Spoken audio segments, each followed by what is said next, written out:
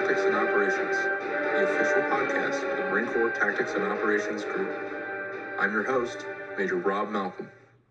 Please note, all of the opinions expressed here are those of the individual and do not reflect those of MCTOG, MAGTF-TC, the U.S. Marine Corps, or any other agency of the U.S. government. Boxing. Chess. Two wrestlers in the dark. Military theorists have always used sports and games to illustrate their arguments. For Clausewitz, poker most resembled warfare, but for me, it's American football.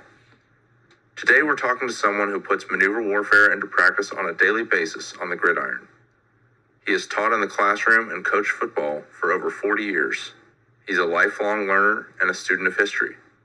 He also happens to be my father. I hope you enjoy our conversation. All right, we're very excited to have with us on the show today Coach Mark Malcolm.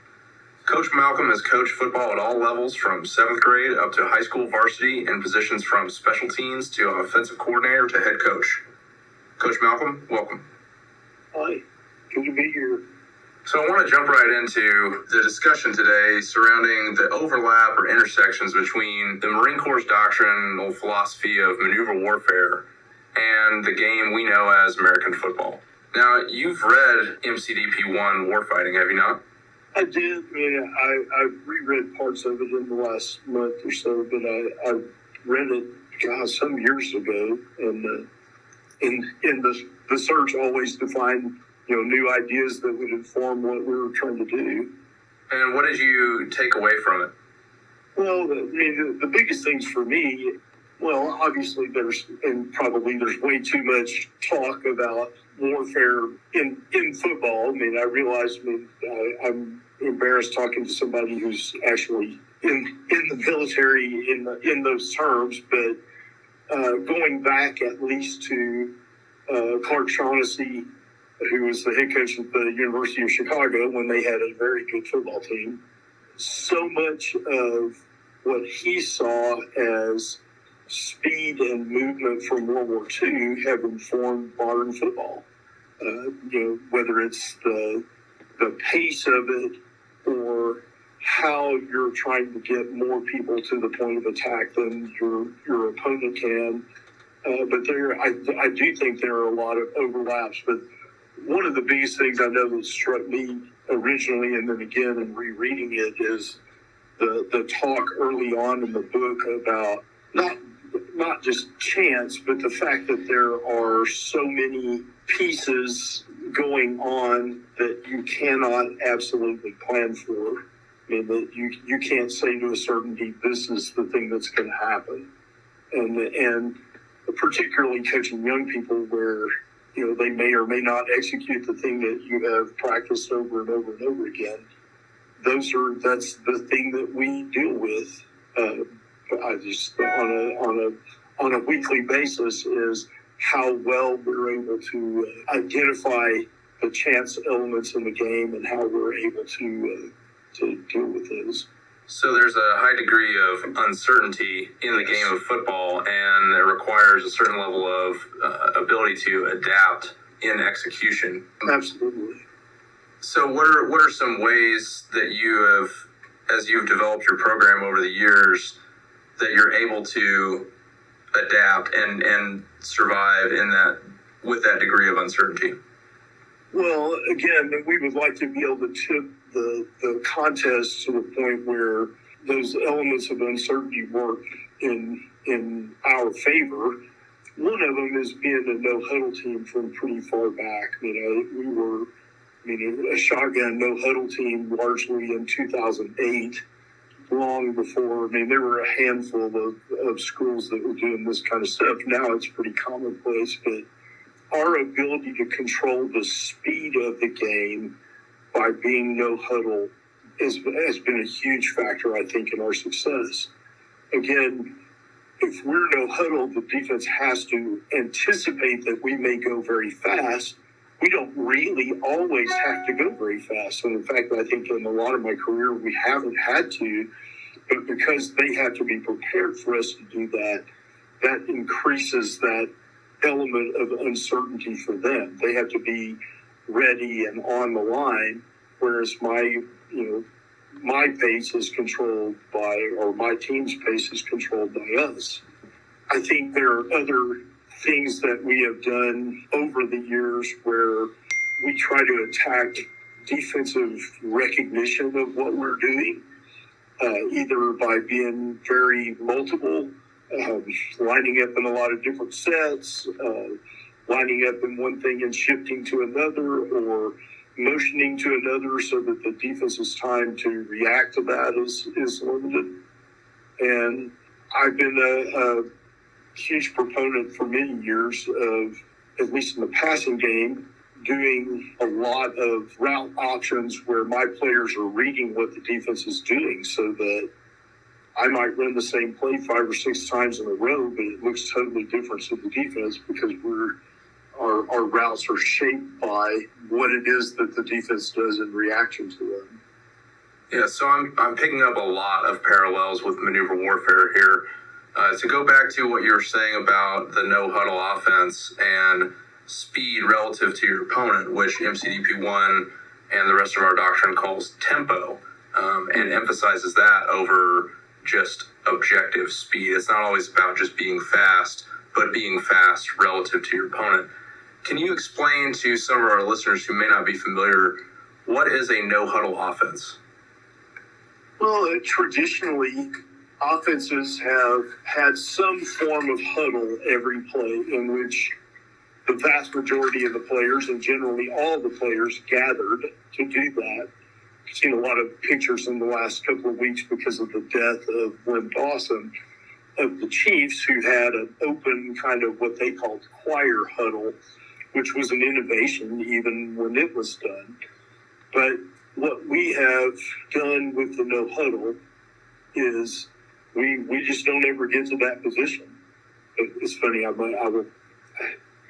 have to throw this in here that George Will has always said that football has 2 of the worst elements of American culture, and he says it's violence punctuated by committee meetings. But we're trying to cut out some of the meetings and the way that we do things. We're lined up, ready to snap the ball, and then we have to have a way of communicating what we're going to do to our players without having had that meeting. And over the years, we've evolved that. Early on, a lot of what we did was driven by wristbands and signaling, and eventually we went purely to signaling the things that we do. So, it doesn't look like a lot probably to the people that are watching the game, but from a defensive standpoint, not having that mental break and defensive coaches having to signal what they're going to do in reaction to you at a much greater rate of speed is a huge factor in the game. Yeah, it sounds like by forcing the opponent to always have to be ready for whenever you're ready to start the play, at least while you're on offense, that you're able to maintain the initiative. Absolutely. Do you feel like that gives you a sort of advantage in the moral dimension as well?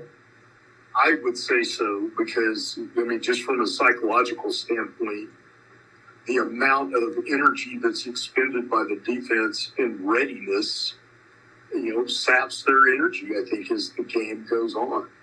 And, again, we're coaching young people whose ability to focus over time is limited. And you start to have breakdowns in that when you put people under pressure. And some of this, so how I feel about this, deal with this, comes from a long experience as a basketball coach, where, again, my philosophy was, we played full court defense and pushed the ball up and down the court because we felt like as the game went on, playing at that pace started to cause fractures in the execution of our opponents. We might press you for 3 quarters and you deal with it pretty well, and then in the fourth quarter, have a bunch of steals. We find that true in football, that we're likely to gain a greater advantage as the game goes on because of the mental pressure as well as the physical pressure we're putting on you. So it's not just about having bigger, faster, stronger players. No, thank goodness, because we hadn't always had those. And, we've been blessed to have a lot of great players, but I think this is the kind of leveler of competition, being able to, in some ways, out-organize and out-prepare your opponent gives us an opportunity where if this was purely a matter of strength or athletic ability, we might not be in the game. So the next thing you mentioned when we were talking about how you adapt and how you cope with some of the chaos and changing situation on the field, you talked about your players needing to be able to read the defense. And I assume there's some level of decision making that they have the autonomy to be able to make because of their ability to do that. Is that accurate? Yes, that's absolutely true. And that's not, they don't have unlimited options, but yes, they have some options on every one of those plays. And this is a thing I think you and I have talked about before, is that I know people who are certain that there should be rules for everything that they do, so they can go back and analyze after it's over, did we perform according to this rule or not? But I don't think that that's the reality of things, that in the midst of the play, and certainly just from what I know as a historian about warfare, that there are all sorts of gray areas where in reality there's not a particular rule that holds, that you're having to interpret events. So my players are taught to do that. Where somebody plays you, and there's, of course, this is a three-dimensional space here, but is there leverage inside or outside of me? Are they backed away from me, bailed away from me, or are they pressed up on me as I reach a certain decision point? And I'm just going to pick a route and say, on the route I'm thinking of, between 5 and 8 yards, my guys have to have made a decision whether they are going to continue to go deep or hitch up and come back toward the ball. And again, I find this has worked just as well with seventh graders as it did with varsity football players. If we teach it well enough and give them the parameters for which they can make the decisions, then they're making decisions in real time in a very fluid situation where there's probably 3 different receivers who are doing this thing. So I think I probably have talked about this before, but we were in a game last year where we were in our 2-minute game almost the whole fourth quarter, and I probably only ran 3 different plays, but to the defense they looked different because of, as you say, the autonomy of our kids to make those decisions. Awesome. So I think for some of our listeners that may not be familiar, probably imagine you as the coach, directing every action from the sidelines, calling every play and having everything under your control. And that's really not the way you have run your programs. No, although, I think probably I tend to, like all people, to want to have everything under my control. I just realized that that's not realistic, and that, again, we present a totally different picture to the defense when they have to defeat the combined decision-making of my players rather than just have to figure out what I'm going to do next. And so you talked about only running a few plays, but having lots of variations and the execution of those variations being decentralized and to some extent up to your players on the field to react as they see the situation forming. Are there any other advantages in keeping your playbook relatively small? Well, yes. I probably haven't always kept it as small as I should have, because there's that feeling that, I don't want to be under pressure and not have exactly the right play that I want to call, but just as an example, there's a particular construct where you have 3 receivers and basically they are at different levels on the field. So like the layers of a cake here. And there are times when I've worked with people where and I say we, had probably 3 or 4 different variations of that. And then thinking about it later when we talked, I think we decided that we were better off getting all the repetitions of one variation of that rather than 25% of the repetitions in different forms of it. And that doesn't take away those options that we were talking about earlier, because a lot of that stuff is either or stuff. That stuff's relatively easy to teach as long as people are willing to do that. I just think there's a lack of willingness on the part of people to do that. And of course, I think it's a human trait that we would like to be able to control everything around us, even though that might not be better for us. Okay, so keeping the playbook relatively small also allows you to get more repetitions in practice. Yes. So what advice would you give, because I think this is absolutely something that we as military practitioners struggle with as well, like you said, wanting to have that play, that perfect play for every situation would result in an overbloated playbook. What advice would you give to someone to keep from falling prey to that urge? The guy that's going to bring every piece of gear he owns in his pack and end up with a 70-pound pack, or the platoon commander that has only 2 weeks to train, but is going to try every single variation of every form of maneuver. Well, I see the visceral desire on the part of people to have everything covered like that. I know when I was a young coach, I heard a number of pretty good coaches say, for every play that you have, you should be able to run it in both directions, and you should have a play action pass and a screenplay off of every play. And as I went along and developed some experience, I thought, my God, how long do these people have to practice?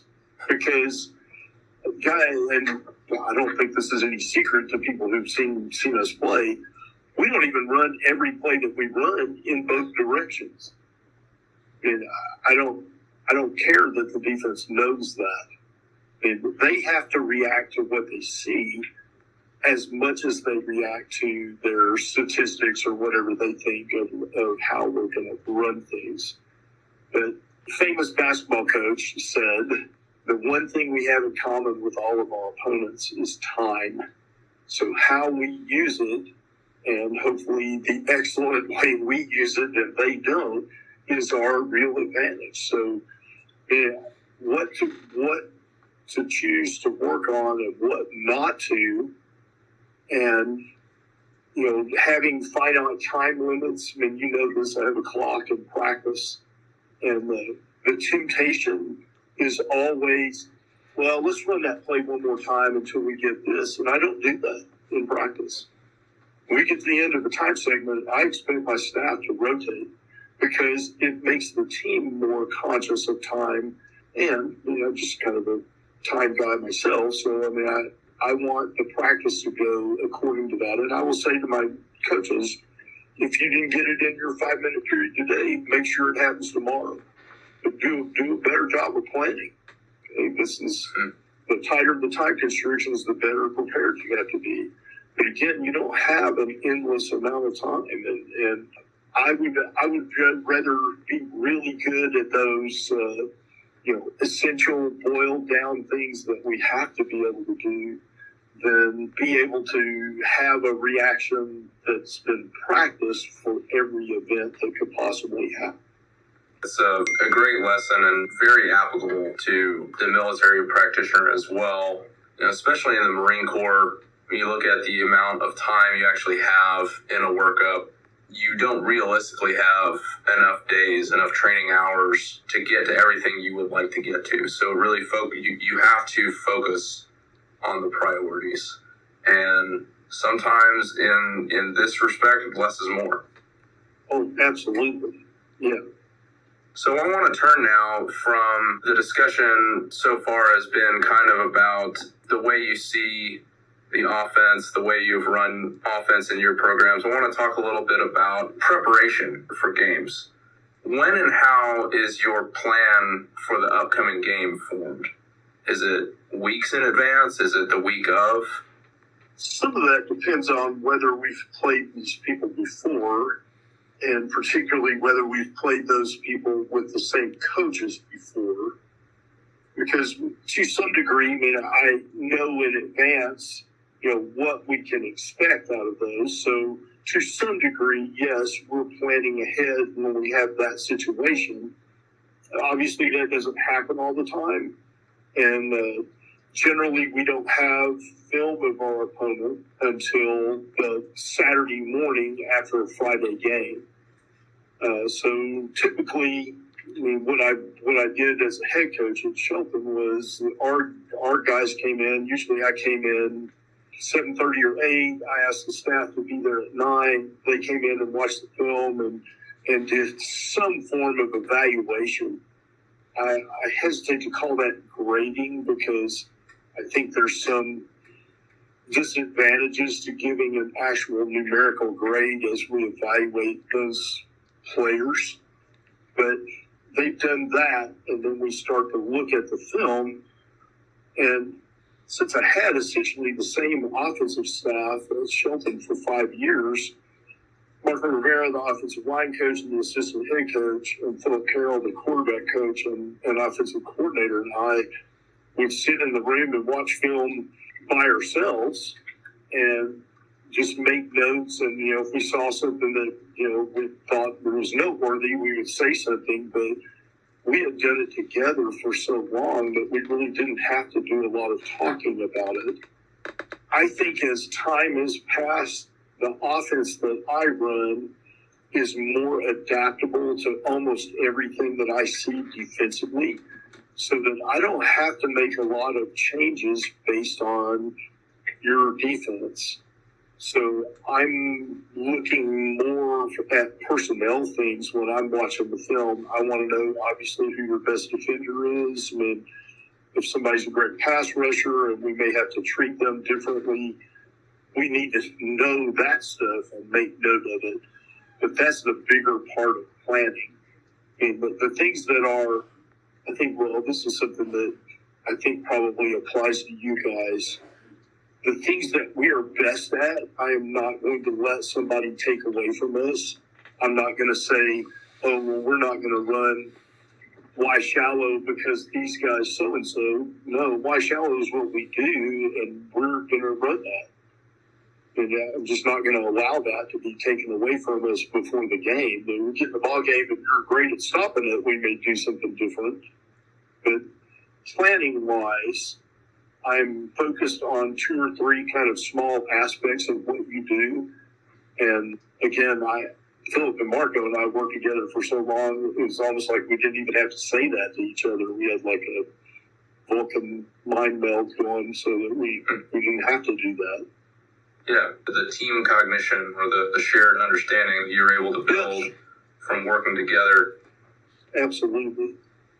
I miss that in working with those guys, because even in the games, that kind of stuff, we just saw the game the same. Absolutely. That's a powerful tool. You said that good teams will try to take away what you do best. How do you assess what the opposing team does best? Again, that's a kind of, some of that's statistical. We can just look at the film that we have and see what we think their best play is, and from my standpoint, who their best defender is. I'm going to say we hadn't run into that many people that we said, well, we're just not going to throw at that guy, or we're not going to run at that guy. Usually we figure out something in our scheme that allows us to be successful in still attacking that person. And I think we're usually pretty accurate. I will tell you there's some tendency on the part of coaches, because what they do is scheme every week, that when we're all together in the film room, the tendency is to say, okay, these guys are even though these guys are really good, we're going to scheme them up so that we're going to do so-and-so, so-and-so. And I can think of, playoff games where you're playing against, everybody you play in the playoffs is good. That's just the nature of it. And I can think of a couple of situations, not so much at Shelton, but at other places where when we got on the field and you actually saw these guys, you thought, well, I don't know about our scheme. That 6'5" quarterback that we were thinking that we were going to throw at a lot, we might not want to do that in actuality. But so there's some, I don't know whether that's us just convincing ourselves that we can make that work, but there is some, slap in the face with reality sometimes when you get on the actual field. Yeah, absolutely. That's another thing that's definitely applicable in my world as well. That you believing your own myths too much, or convincing yourself that you can just take away that center of gravity. Did you find any specific techniques that were useful in sort of mitigating those sort of assumptions that might plague your staff? I love your description of that as believing in your own myths. I just think we need to be really hard-edged about not allowing ourselves to tell ourselves those stories. There are times when things are not going well and you're kind of melting down over the headphones, and it's easy to get into that kind of downward spiral where we feel like everything's against us and the refs are picking on us and this kind of stuff. You just can't allow that to happen. To some extent, that World War II story, the shut up and die like an aviator thing. I don't want a bunch of extra chatter on the headphones.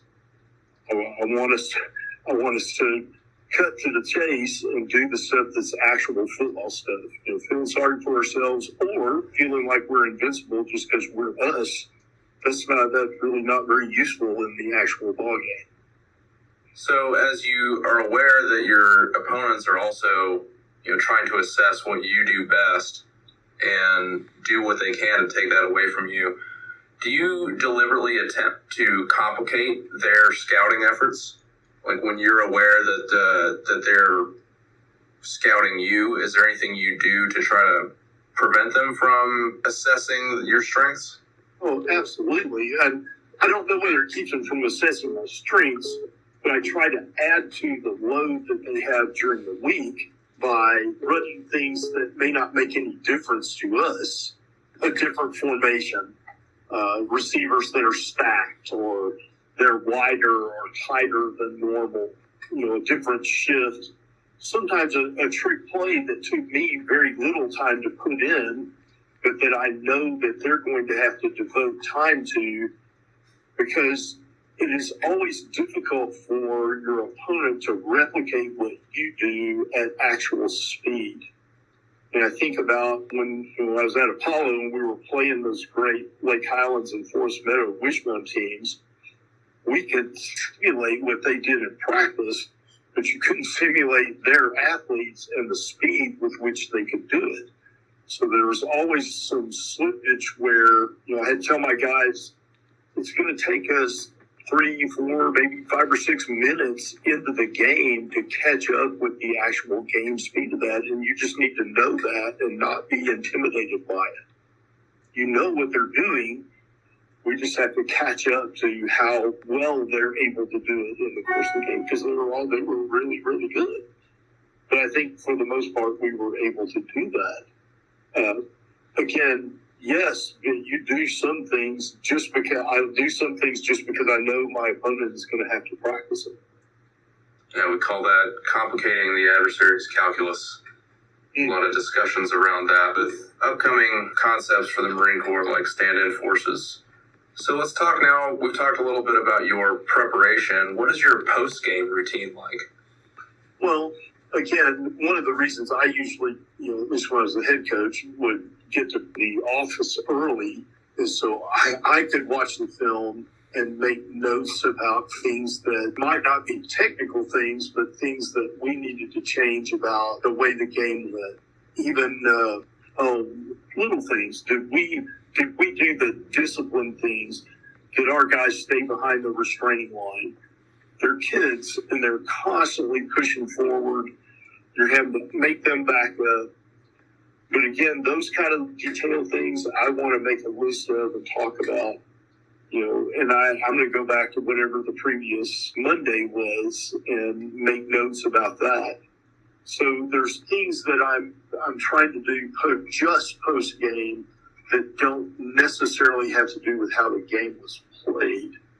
But then, I want to watch the film, and usually, I'm going to watch the whole thing, but there are particular plays that I want to go back and see. But I'm lucky I have a pretty good memory for that kind of stuff.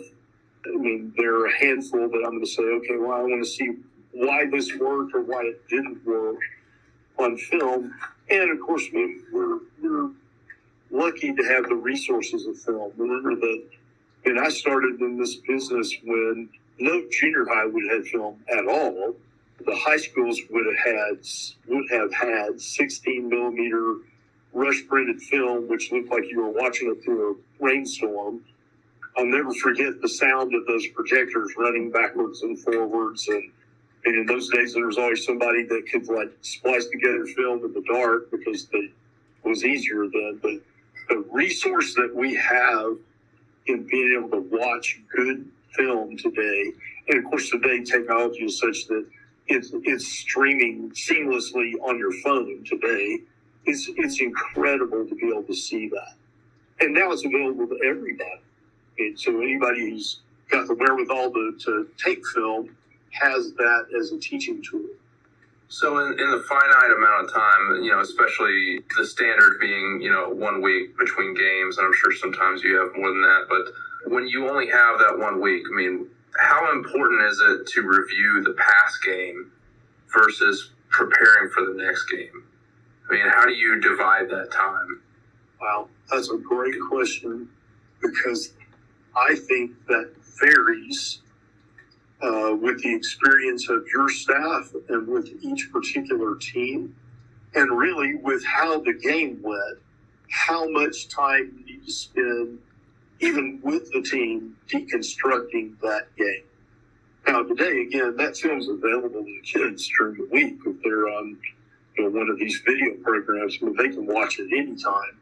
So we've become much better at picking out, these 10 plays we're going to talk about. This should have been done. The reason this was not successful is because we didn't execute this portion of it.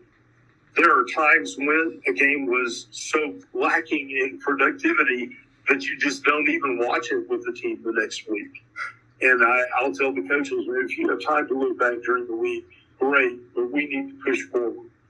There's essentially nothing that we did in the game that I feel like we're going to get some good out of. So that varies, but that's a great question, because no matter how good or bad it was, it's only useful to you now in that it informs how you're going to do this next week.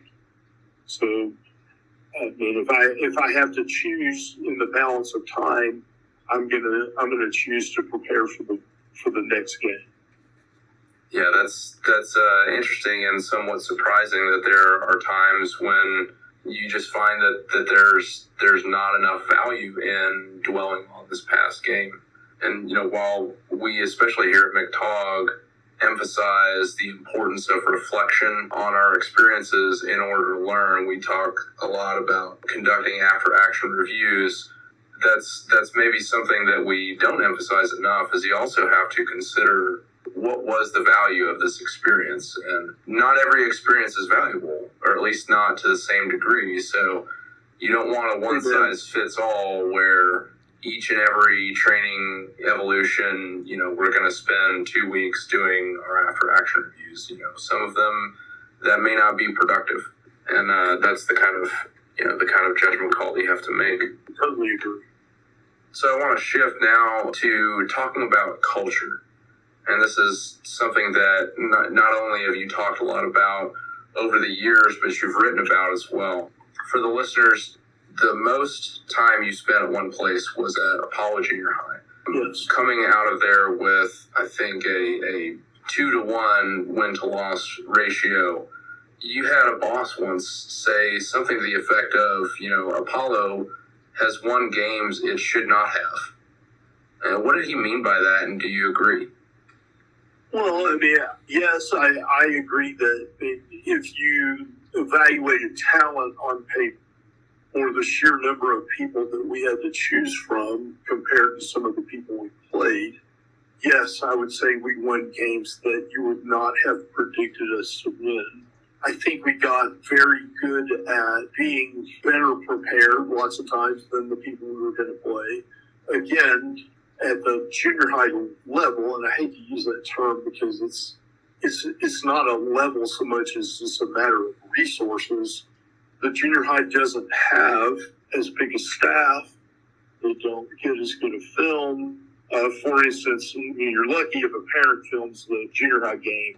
At the high school, you probably got a tight view, a wide view, and an end zone view of every play. And again, you have a bigger weight program, a bigger weight room.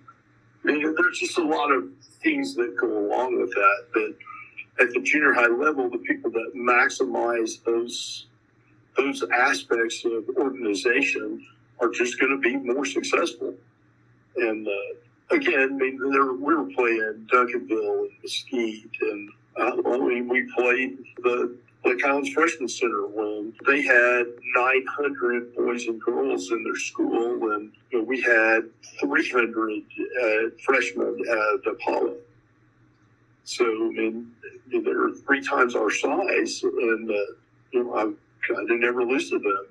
We played one spectacularly violent game and hitting wise that was a 7-all tie, but we were very successful against them, considering that they had a great coaching staff and that they had a lot of good players. So, I think there's some truth in that, and something that I always like that David Collins said in Good to Great is talking about getting the flywheel turning so that even when we didn't have our best teams, that our teams believed that they were going to win because they were Apollo Junior High, and they followed those people that went before them. And I think one of the things we did a good job about was telling the stories of those past guys. My cousin Clark Malcolm was basically the writer-editor of Max Dupree's leadership books, but one of the things that Max Dupree really believed in was good organizations tell stories, because they keep, I guess you want to say, reigniting that culture by bringing up those past successes and the people that were heroic in their past. And I think we did that really, really well. And I think we fell into this, but we made a huge thing when people would come back to see us. And I used to tell my kids this: if you do what we ask while you're here, when you need me, I'll be there. And when you come back here, then you'll always have a home. So, you've seen us do it before. We could be in the middle of practice. If somebody came back that was a former player, we stopped what we were doing to introduce them and to laud them and, invite them to be there with us. And I think out of that has come the fact that, it's just not about me. It's about the program, that I'm still connected with so many of those young people because of the culture that we built. That's really interesting. That's definitely something that I think we can implement within the Marine Corps, especially at the battalion and regimental levels, to increase the effect of that culture and that winning attitude. Safe to say that expectation of winning, that expectation of success, had effects over and above the specific talent or strength, speed of your players at Apollo. But you also coached at places that, at least when you arrived, didn't have that expectation of winning. What are some things that helped you develop that, create that, where there was no expectation, or in fact there was an expectation of losing? Well, that is the question in the coaching business, at least, is, theoretically you're brought in to make those changes. And I think one thing that helps is if you've done it somewhere before, there's some degree of, you know what has worked and what hasn't. And it's so easy to think if I get the right machine, or I get the right T-shirt, or if I do the haka dance, and all of a sudden I'm going to be doing this. So if I have a sign that says "Play like a champion today," like Notre Dame does, and all my guys touch it before they go on the field, they're going to play like Notre Dame. And I'm just here to tell you that none of that is true. And all those things are difficult to force and create culture. To some extent, you have to arrive at that organically. And this is going to sound like it's in opposition to this, but I think you have to identify, if you can, what some of the reasons for their lack of success have been in the past. And I think in a lot of cases, it is what psychologists call learned failure. They're people that have not had success, and they're waiting for the other shoe to drop all the time. The first time something bad happens on the field or in practice, they crater. They haven't developed as a cultural thing that kind of grittiness where you overcome the obstacle. I used to say a lot when we were building the program, how big an obstacle would it take to stop you? You know, for some people, it takes nothing. There's a piece of paper on the floor in front of them they can't get over. You know, for other people, something really has to be large to stop them. So that's the people we want here. But at Shelton, I chose a motto right at the very beginning that's a quote from Hal Mumme, basically the inventor of the air raid offense. He says, play the next play. You know, whatever happened, you have got to be able to learn from that, but not be pigeonholed by it, not be held back by it. You know, you have to live in the here and now and go on to play the next thing. And we just preach that, and we got better and better at it. We had success that they had never had before. I believe I'm the only football coach in Shelton's football history that has a winning record. We never got to quite the same Apollo level of flywheel turning, but I am very proud of what we did, and most of it was because of creating that different culture. Yeah, I think about that quote a lot, play the next play, and something your friend, I think Coach Boone, said, that it's not the first mistake, but it's the second mistake that kills you. Absolutely. And I think about those two quotes a lot in relation to what I do, and that the dwelling on that first mistake is what takes your head out of the game and causes you to make that second mistake, which is actually the fatal one. Yes, absolutely. All right, so in our last few minutes, I want to shift one last time to talking about how the way I see it, especially at the high school level where you have a large staff, is somewhat analogous to command of a unit with a staff, so battalion, regiment, and on up. So let me ask, what was it like moving from Apollo, where you had one assistant, up to the high school where you started as an assistant, moved up to offensive coordinator, and ultimately head coach?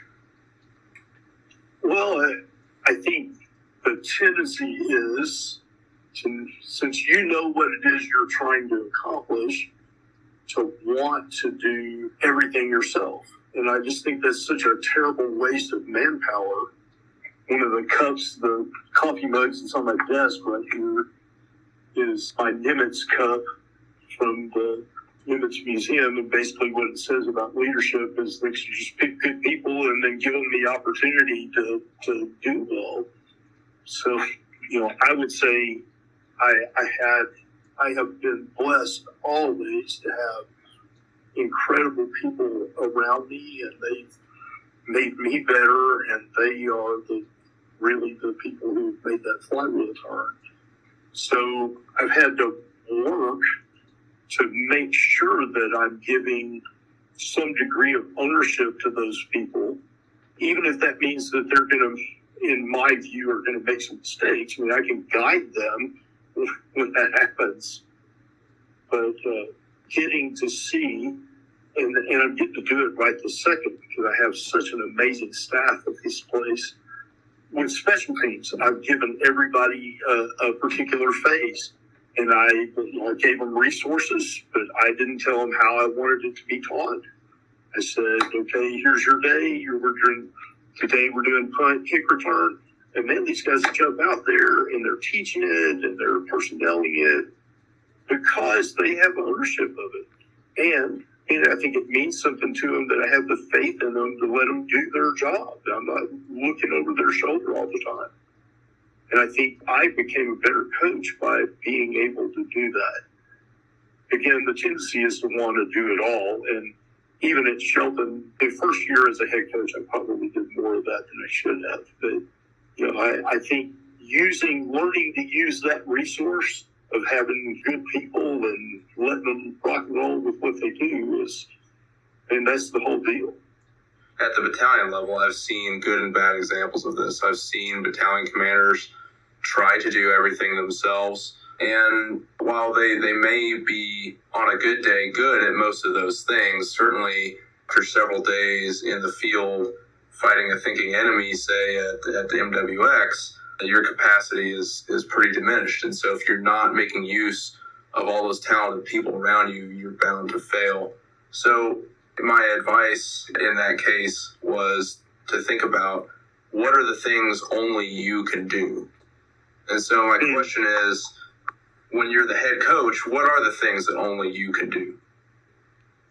What are the things that you personally do versus what you supervise your assistants doing? Okay. Well, I think one of those is having the big picture of how you want things to go, how much time you allot to different things, because you'll find the coordinators of course, they always want more time for their part. And if they're any good, they're willing to fight about it. Fight for that. Not fight each other, but fight me about the time limitations. And I have to maintain the big picture of it. I know what we need to accomplish. And I'll have to say, the coordinator come to me and say, hey, I would like more time for this thing. And I'll have to say, tell me what you're going to give up that you're doing right this minute. Okay, because I can't create time. All I can do is move things around within the time. And that's not always the answer that they want to hear. In fact, I'm going to say generally is not the answer they want to hear. But somebody has to be the referee in that thing. And you maintaining the big picture, I think, is maybe the thing of things that you do as the boss that is very difficult for anybody else to do. Well, it's just not their job to do that. They should be fiercely desiring to have the best defense or the best offense or the best special teams. They all want the time. They would be very good if they didn't. It's your job to make sure that the big picture is served and that what's best for the team gets done in all of that. Awesome. And so, as the head coach at the various levels that you've coached at, what's the balance between how much time you spend mentoring a player versus mentoring one of your subordinates, one of your assistant coaches? Well, I have continued to always be a position coach, so I have always had a group of players that I was in direct contact with in practice, and that's a personal choice. There are some coaches that have more of a CEO model that essentially they coach coaches. I think I've been well served to do both of them. But I think in my position, I'm well served by being conscious of continuing to mentor coaches. And, that includes what are their hopes and dreams. It's doubtful that their ultimate desire is to be my assistant the rest of their life. A lot of them want to be something. They want to be a head coach. They want to be a coordinator if they're not.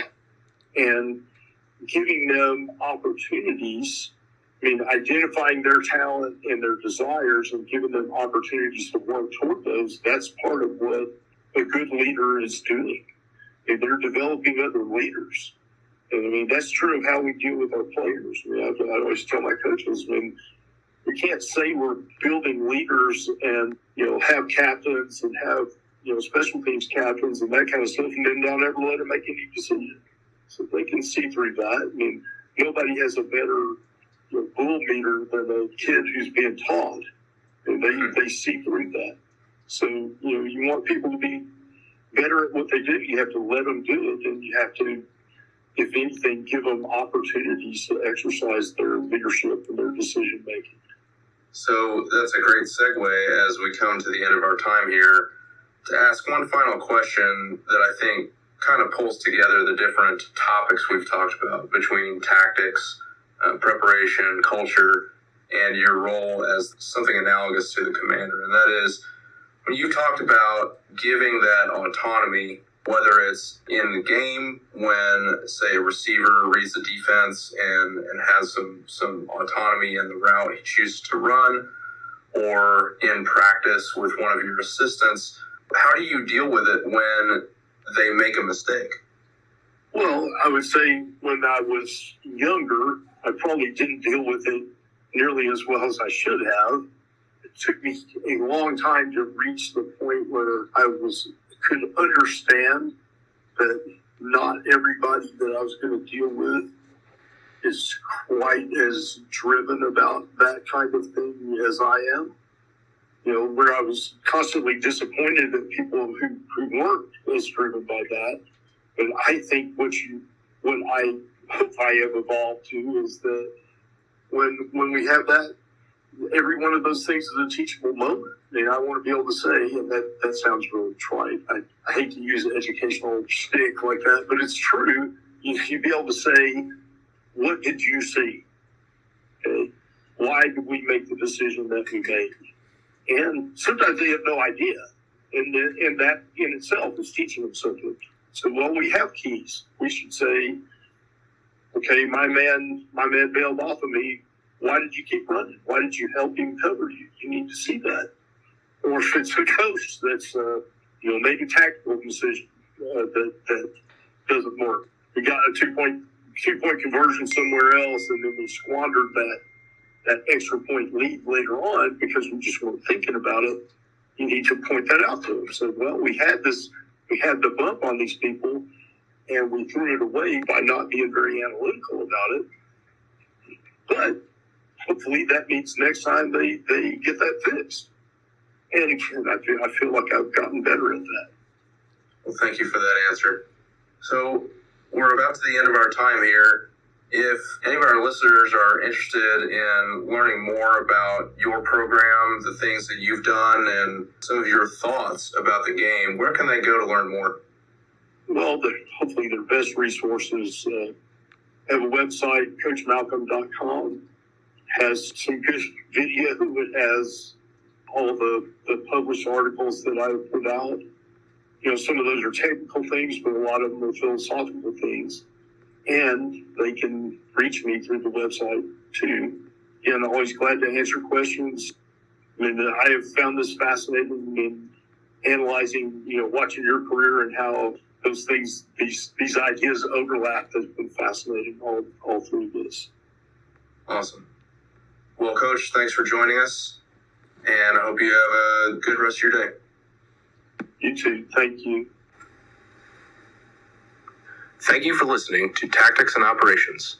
As part of Marine Air Ground Task Force Training Command, Marine Air Ground Combat Center 29 Palms, MCTOG supports the Marine Corps Ground Combat Element and the Fleet and Marine Force as a whole through the delivery of advanced individual and collective training.